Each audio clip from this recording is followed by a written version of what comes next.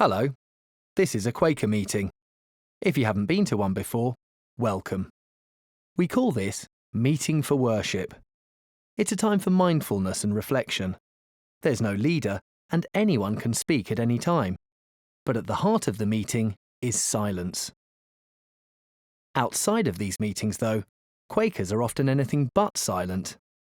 Over the years, they have played a significant role in business, in banking, in prison reform, and in peace negotiations. They've been involved in the development of co-ed schools, like this rather splendid one here, in social justice campaigns and the environmental movement. Quakers were major figures in the anti-slavery movement. They were building asylums to improve the treatment of the mentally ill and campaigning for prison reform. Here's Elizabeth Fry, Quaker and prison reformer. Looks familiar? This is where you'll have seen her before. The one thing Quakers didn't do, because they weren't allowed to, was to go to university. Back in the day, university entrance demanded the swearing of an oath, something Quakers didn't do.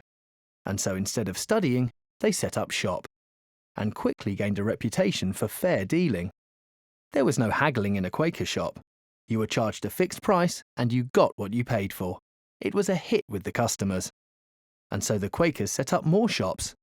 Lots and lots of shops. Many businesses and brands that are household names today were founded by Quakers. Quaker business owners insisted on fair treatment for their workers too.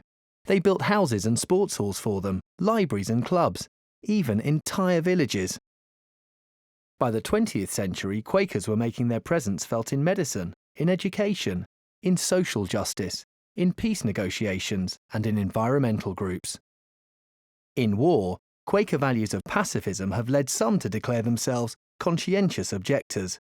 And so, instead of fighting in the First World War, many went to the front line with the Friends Ambulance Unit.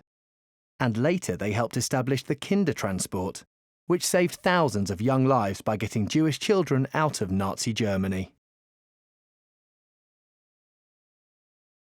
And that, briefly, is how the Quakers got to where they are today. In the 21st century, nearly 500,000 people across the world come together in Quaker meetings. They still believe that each individual's inner experience matters, and they are still asking questions. There's no doubt about it. For a group of people known for silence, the Quakers have made a lot of noise in the world. And they will continue to do so.